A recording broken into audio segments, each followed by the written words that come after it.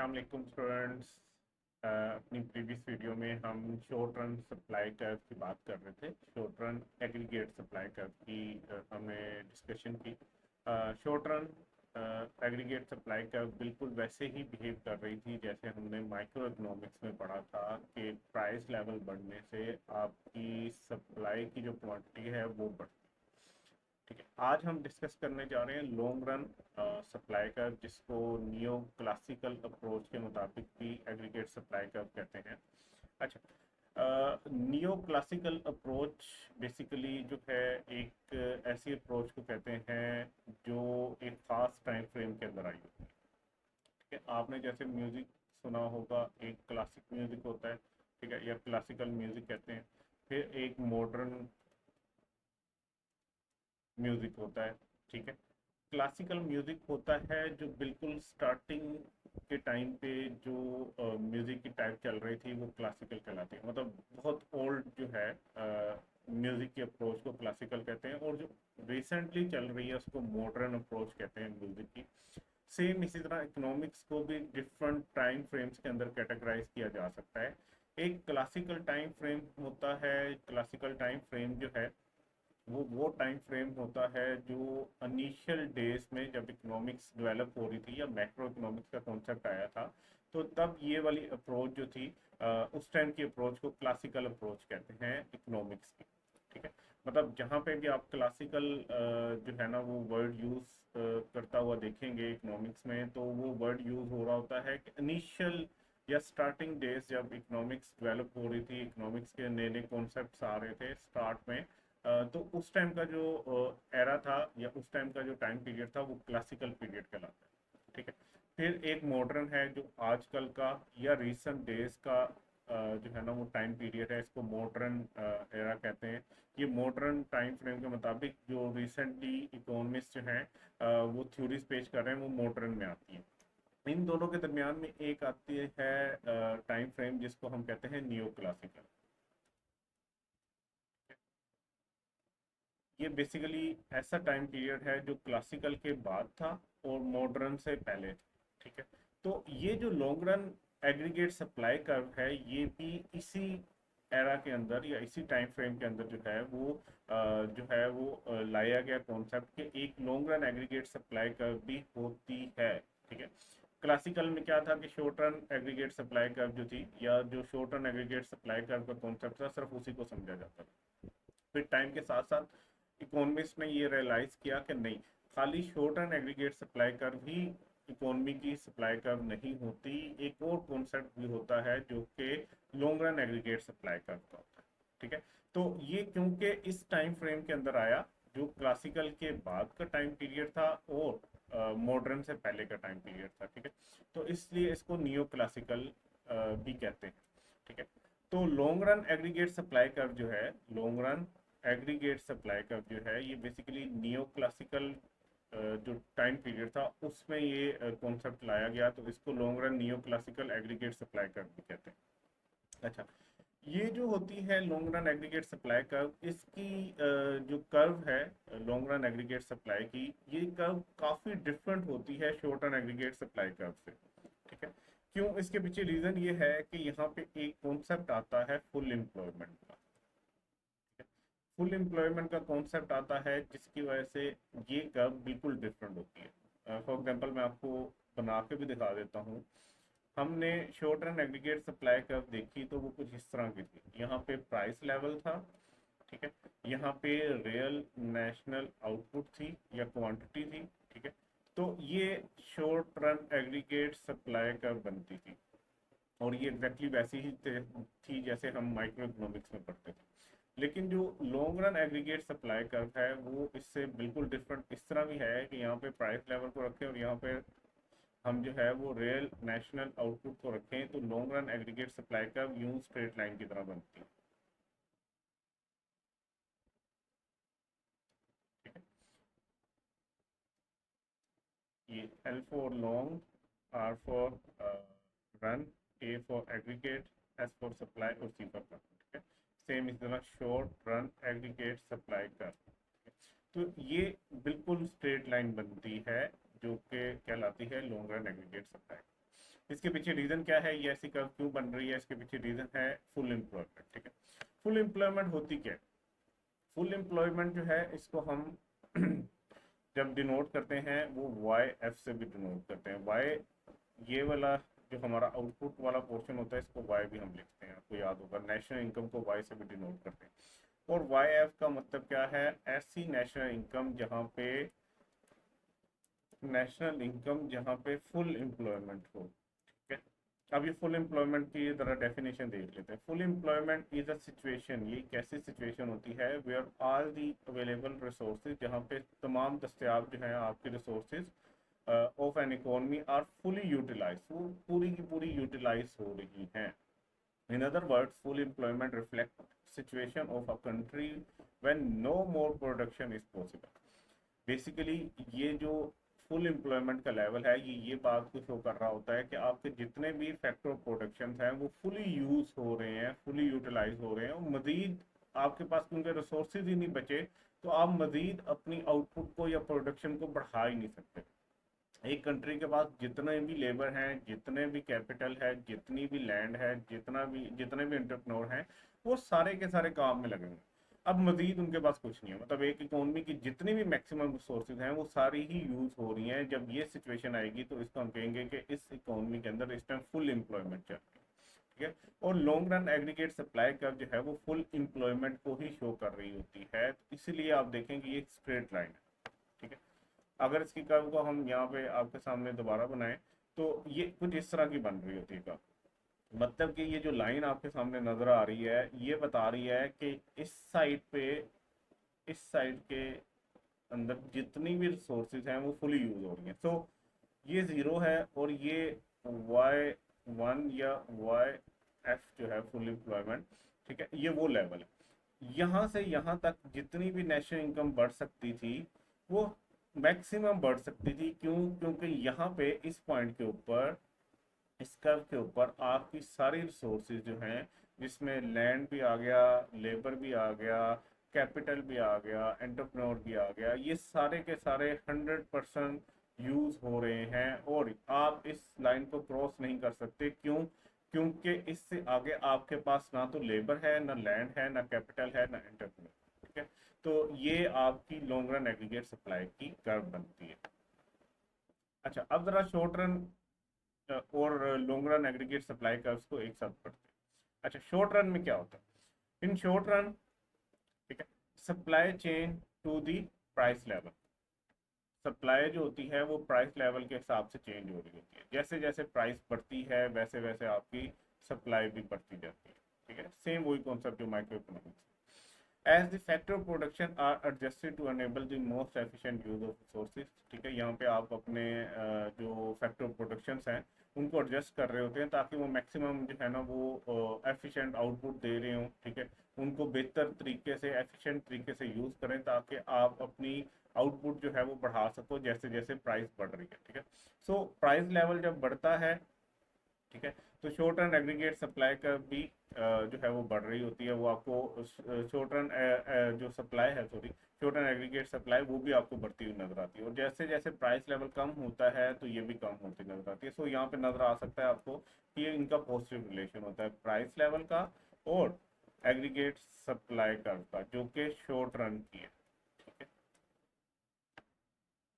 और as price increase, जैसे जैसे प्राइस बढ़ती है शॉर्ट रन एग्रीगेट सप्लाई जो है वो इंक्रीज होती जाती है, जिससे आउटपुट भी इंक्रीज होता है। ठीक है, अगर हम इसी कर्व की बात करें तो अगर प्राइस लेवल यहाँ पे था तो ये आपकी सप्लाई की थी, शॉर्ट रन के अंदर सप्लाई थी, और ये आपका आउटपुट था या नेशनल इनकम थी।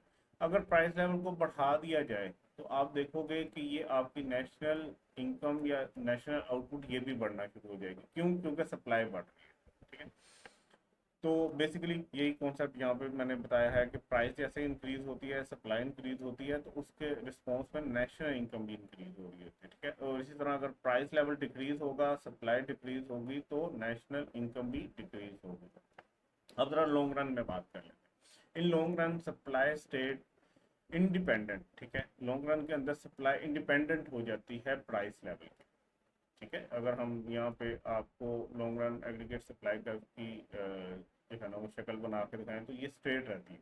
मतलब अगर ये भी प्राइस लेवल है तब भी लॉन्ग रन एग्रीगेट सप्लाई जो है वो सेम रहेगी, ठीक है। ये है तो तब भी सेम रहेगी। ये देखिए नेशनल इनकम या रियल नेशनल आउटपुट जो है वो सेम रहेगा।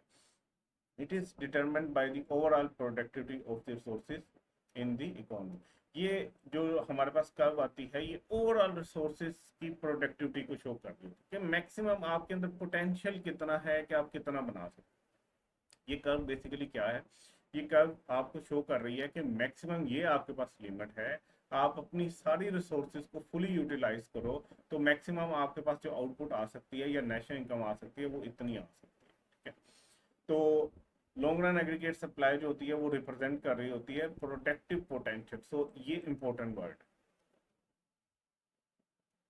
इसको आपने याद रखना है।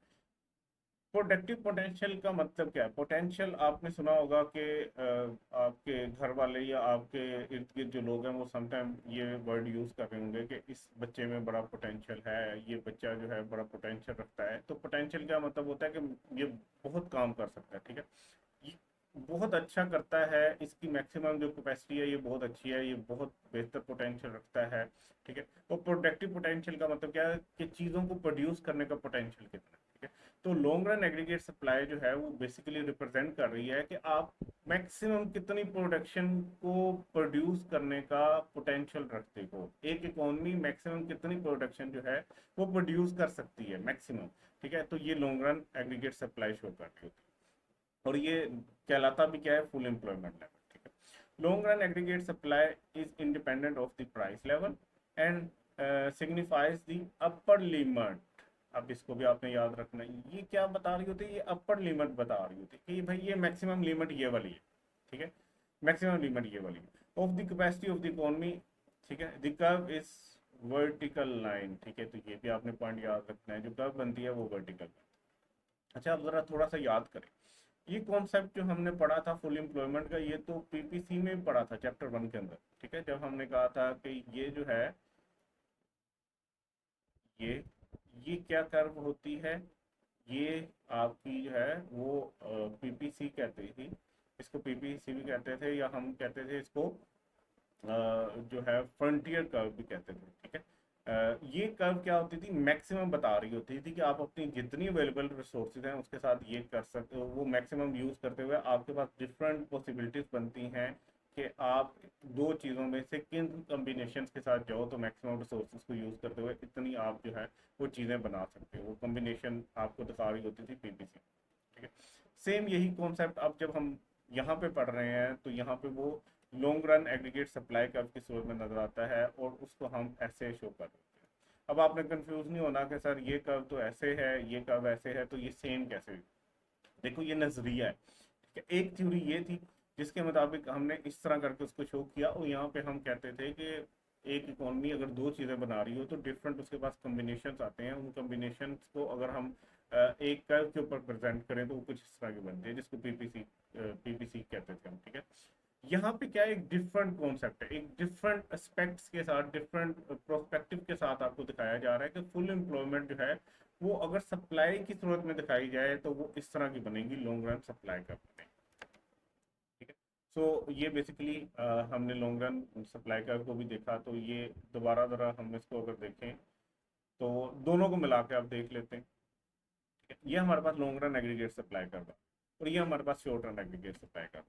बेसिकली क्लासिकल और नियो क्लासिकल अप्रोचेस दोनों एक साथ यूज होती है, ठीक है। इकोनॉमिस्ट के मुताबिक एक होती है शॉर्ट रन एग्रीगेट सप्लाई का, ठीक है, ये वाली, और एक होती है लॉन्ग रन एग्रीगेट सप्लाई का, ठीक है। ये जहाँ पे दोनों मिल रही होती है ना बेसिकली ये एक्चुअली फुल एम्प्लॉयमेंट लेवल, ठीक है। इससे पहले पहले जो है ना वो आपकी इकोनॉमी की सप्लाई जो होती है वो शॉर्ट रन एग्रीगेट सप्लाई में चलती होती है। फॉर एग्जांपल यहाँ पे अगर हम खड़े हैं तो इसके ऊपर ये प्राइस लेवल होगा और ये नेशनल आउटपुट होगी या नेशनल इनकम होगी।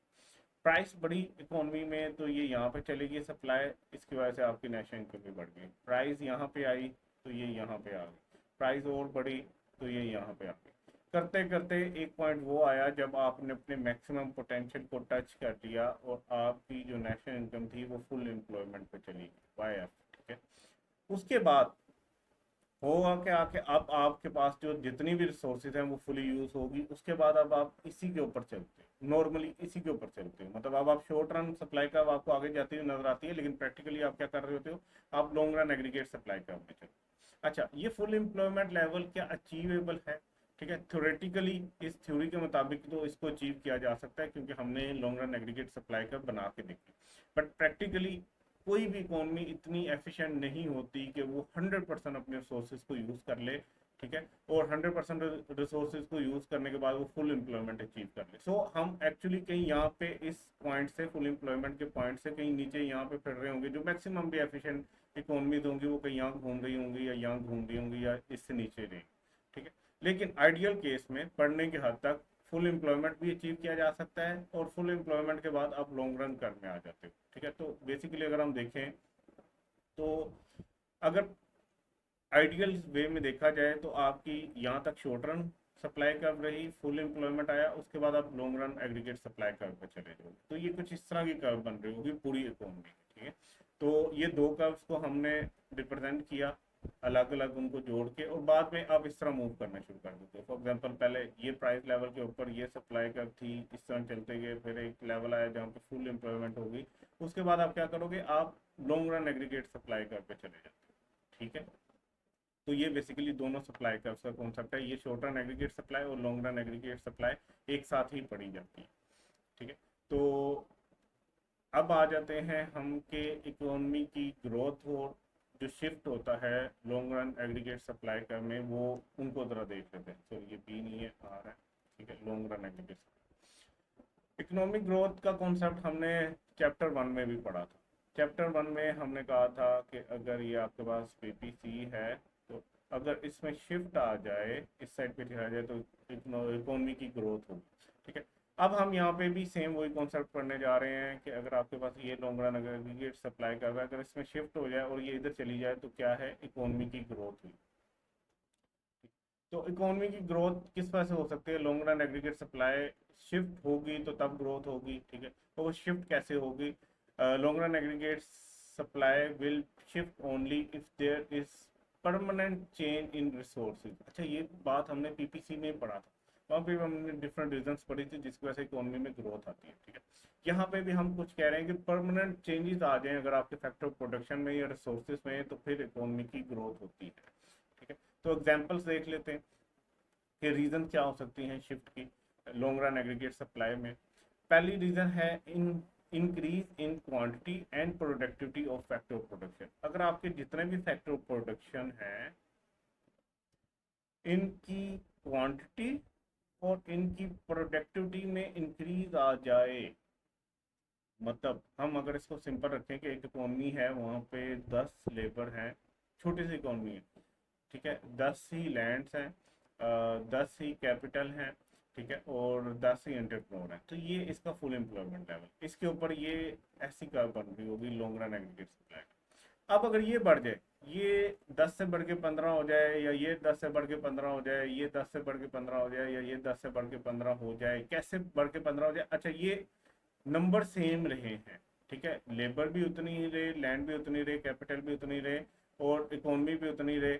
एक तो ये सिचुएशन है कि ये बढ़ के 15-15 हो जाए, दूसरी सिचुएशन क्या है कि इतनी ही रहे लेकिन इनकी प्रोडक्टिविटी बढ़ जाए, जो वो आप 10 लेबर जो थे पहले 100 यूनिट्स बना रहे थे, अब वो 130 यूनिट्स बनाना शुरू कर दें, तो इसका मतलब ये कि अब वो जो प्रोडक्शन कर रहे हैं, प्रोडक्टिविटी कर रहे हैं, वो इंक्रीज हो, ठीक है। दो सिचुएशंस यहाँ पे हमने पहली रीजन में पढ़ी, हमने कहा कि आपके जितने भी फैक्टर ऑफ प्रोडक्शन हैं, या तो उनकी क्वांटिटी बढ़ जाए, मतलब ये 10 से 15 हो जाए, ठीक है, या ये 10 से 15 हो जाए, या सोन इनमें से किसी की भी क्वांटिटी बढ़ जाए, या इनकी प्रोडक्टिविटी बढ़ जाए, ये 15 ना हो, ये 10 ही रहे, लेकिन अब ये जो प्रोडक्शन कर रहे हैं वो बढ़ जाए, तो आपकी लॉन्ग रन एग्रीगेट सप्लाई का के अंदर एक शिफ्ट आ जाएगा, और वो शिफ्ट ऐसा नजर आएगा, ठीक है। इसका मतलब क्या होगा कि आपकी इकोनॉमी ने ग्रोथ की है।